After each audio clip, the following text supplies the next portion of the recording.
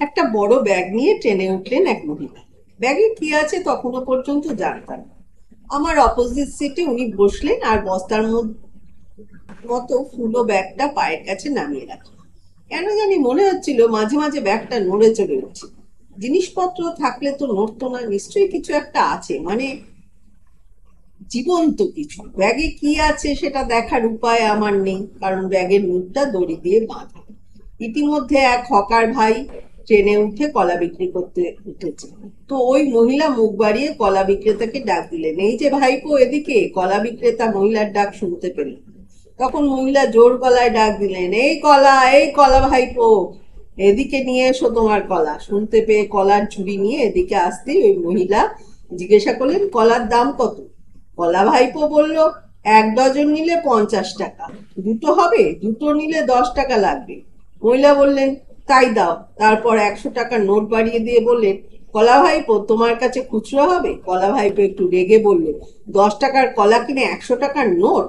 আর তুমি আমাকে কলা ভাইপো করে ডাকছো কেন? আমার নাম কলা ভাইপো নাকি? এমন কথা শুনে ওই মহিলা বললেন, তোমার নাম কি আমি জানি? কলা বেচছো তাই বলেই তো কলা ভাইপো বলেই ডেকেছি। নাও ধরো বলে 100 টাকার নোটটা কলা ভাইপোর হাতে ধরিয়ে দিলেন। 100 টাকা হাতে নিয়ে কলা ভাইপো বলল, আমি এবার এই সকালবেলায় কোথা থেকে খুচরো পাই?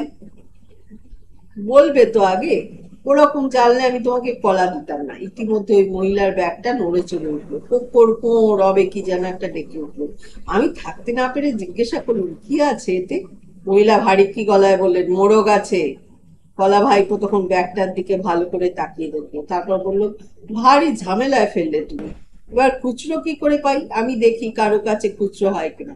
কলা ভাইপো তখন খুচরো করার জন্য এর কাছে ওর কাছে গিয়ে চেষ্টা করতে লাগলো। ততক্ষণে ট্রেন বাগনান স্টেশনে এসে পৌঁছেছে। বাগনান থেকে এক অফিস যাত্রী ভদ্রলোক এবার ট্রেনে উঠে এদিকে এগিয়ে এলেন এবং মহিলার পাশে সিট ফাঁকা আছে দেখে ওখানেই বসেই পায়ের দিকে তাকালেন। তারপর ওই বড় ব্যাগটার দিকে তাকিয়ে মহিলাকে জিজ্ঞাসা করলেন, আপনার ব্যাগ এটা? মহিলা হুম বলতেই ভদ্রলোক বললেন, ব্যাগটা সরান, আমি পা রাখবো কোথায়? না হলে ব্যাংকের ওপর তুলে দিই।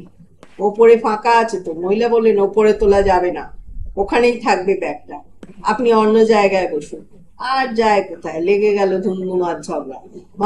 ভদ্রলোক বললেন, আমি ওপরে তুলে দিচ্ছি ব্যাগটা, এতে বসা যায় নাকি এভাবে?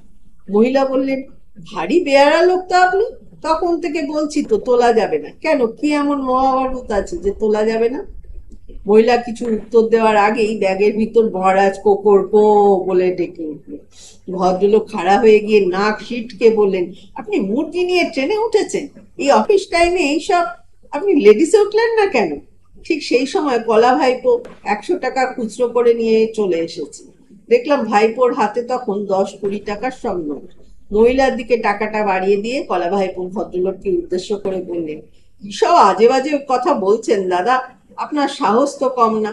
আপনি মোড়ক পিসিকে লেডিসে যেটা বলছেন, পিসি লেডিস হলে কি হবে, মোড়কটা তো লেডিস না। তাই লেডিসে উঠলেই তো ফাইন দিতে হবে। এই যে মোড়ক পিসি, আপনার ব্যালেন্সটা ধরুন। ব্যালেন্স ধরবে কি, তার আগেই তো ব্যালেন্স হারিয়েছে পিসি। পিসি কল্পনাও করেনি ভাইপো তাকে মোড়ক পিসি বলে ডাকতে পারে। মোড়ক পিসি চোখের মুখে তখন আগুন। পিসি এবার কাকে ভস্ম করবে বুঝতে পারছে না, ভাইপোকে নাকি দাদাকে।